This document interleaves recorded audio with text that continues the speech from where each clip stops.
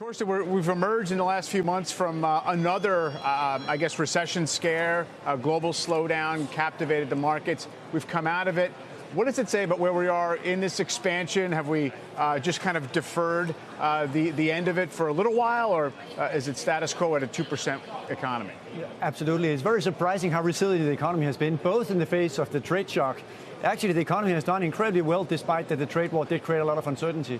And if you look at where discretionary spending, meaning spending by companies, spending by consumers, that's actually still relatively low by historical standards. So we don't have any major imbalances in consumer spending. We don't have major imbalances on CapEx front. So therefore, we think that we look pretty good going into 2020. No major imbalances, but I guess you could also turn that around and say, you know, it means that corporations and consumers are not necessarily spending as heavily as you would expect right now, and therefore no reacceleration of the economy? But that's probably why, as you said, that it's probably a 2% economy, nothing really much to the upside. And the thing that was to the downside we worry so much about throughout this year seems to be fading more into the background. So that doesn't mean that there's no risks on the horizon. It just means that as we look ahead, with the Fed on hold, which is what the consensus expects, which is what the Fed is saying, it is a relatively boring environment where it's just difficult to find any milestones that are very important guideposts for any portfolio construction.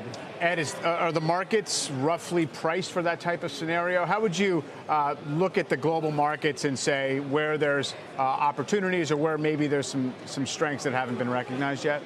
Yeah, so I agree with the notion that 2% is what we're likely to get for U.S. growth next year. I think we could see an improvement in non-U.S. growth, and that's likely to have global growth perk up on the margin. So I think one of the differences that we're going to see, we had a really bad year in earnings with U.S. earnings pretty much flat in declines overseas. I think one of the things that we're going to see next year is a recovery in corporate earnings, and I think that could spark a bit of a rotation.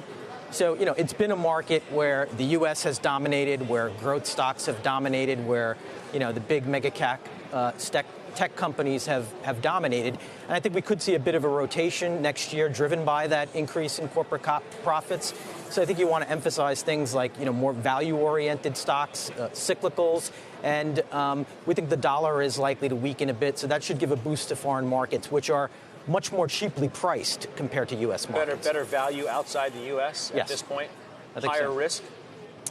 There's higher risk, but I think that's, you know, reflected in much lower PE ratios. So I think if you do get a pop in global growth, we'll see non-U.S. bourses respond more favorably than the U.S., which I think at this point is priced for a pretty good outcome, which we're likely to get.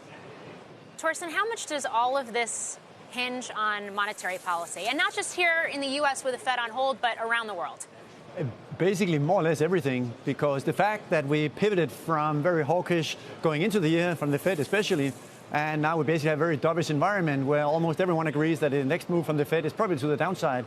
We still think that they will be moving sideways for the rest of this year, but the answer to your question is that both a lot of money printing abroad, meaning more QE in Europe, also a lot of support from interest rates being very low abroad, continues to support risky assets, in particular, of course, U.S. credit markets, which are at record tights at the moment, at least cyclical tights, and at the same time also equities benefiting from that. So monetary policy is playing a very important role in why risky assets, meaning credit and equities, have done so well. You think the next move is a cut? So we think that they will stay on hold, but given some of the risks that we've been discussing throughout this year, most importantly, of course, the trade war uncertainty, is it all gone? A lot of the uncertainty with the election, what is the outcome?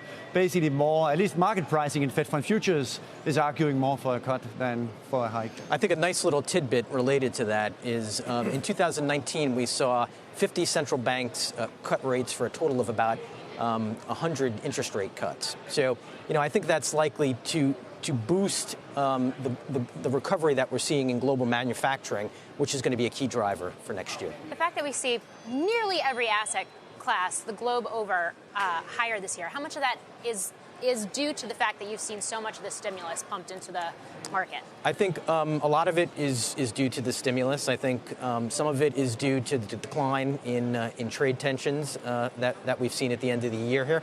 And then I think some of it is due to the signs that we're seeing that the global manufacturing sector is bottoming and starting to increase. But we have seen some of the fundamentals deteriorate. If you look at the delinquency rates on auto loans have been going up, the delinquency rates on credit cards have been moving up. Yeah. If you look at credit spreads at the CCC and energy especially have been widening out.